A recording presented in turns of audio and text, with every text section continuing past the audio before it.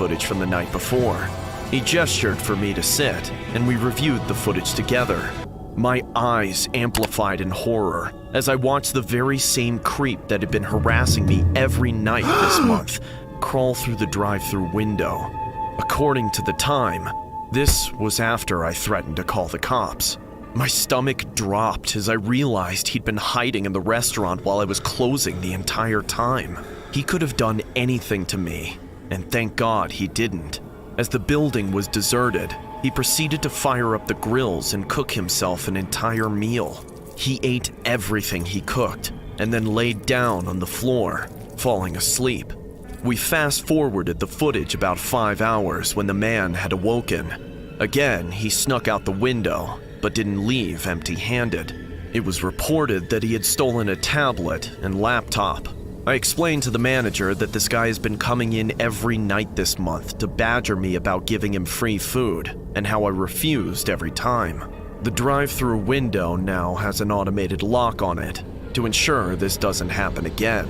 Despite the automated lock and the creep never showing his face again, I still felt uneasy every night. It's been a few months now, and I still get quivers every time I lock up or hear someone enter the Taco Bell.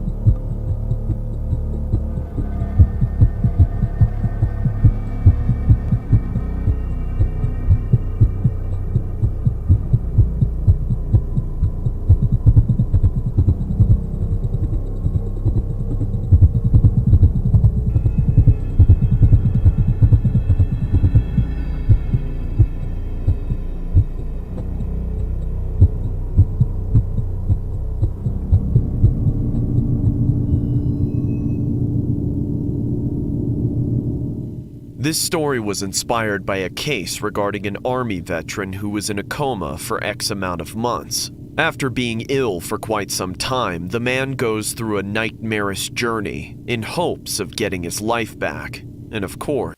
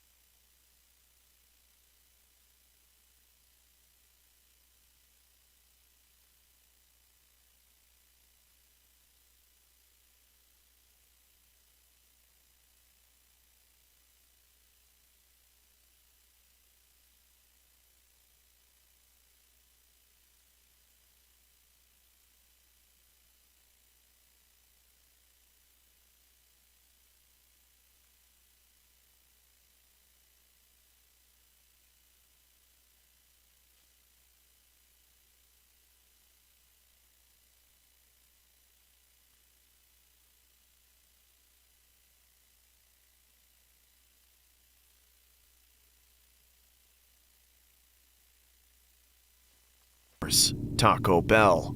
Here's what it looked like. I'm a veteran with a wife and 2 kids, so staying fit has always been important to me. But after getting out of the service, like many veterans, I was faced with some post-traumatic stress. All in all, I think my case was less severe than most, and I was lucky to get home without any physical injuries. That said, I had to find a way to cope. For me, it was Taco Bell. That's not as bad as some of the other ways one can self-medicate. But my addiction to the fast food Tex-Mex did have some negative effects on my health. I started to gain weight, and to this, my wife caught on rather quickly.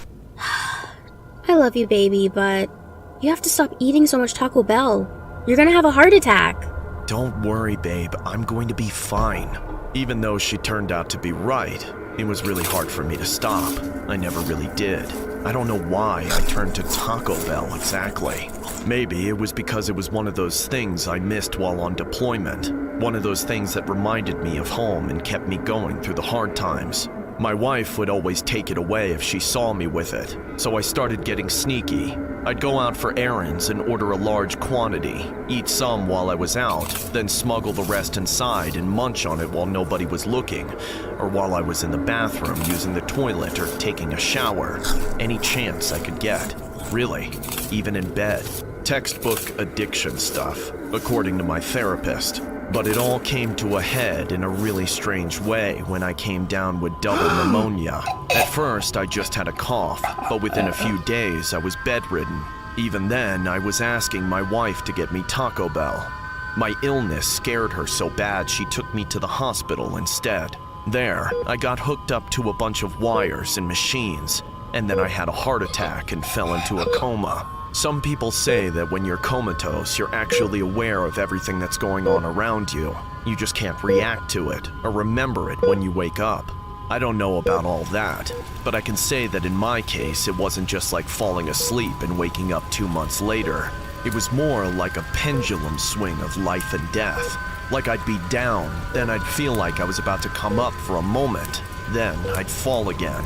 I was stuck in some kind of cycle of being totally knocked out, then almost regaining consciousness, then falling deeper into the coma. Unfortunately, though, it wasn't all counting sheep. Every time I slipped back, I was gripped with a horrible nightmare, and always the same one. In the beginning, I was running away from it, but it was always faster than me. Eventually, it got to me and took me down to the floor, but there wasn't really a floor. Just an abyss getting closer and closer to the flames of the underworld. There, it started gnawing on my legs viciously, with jagged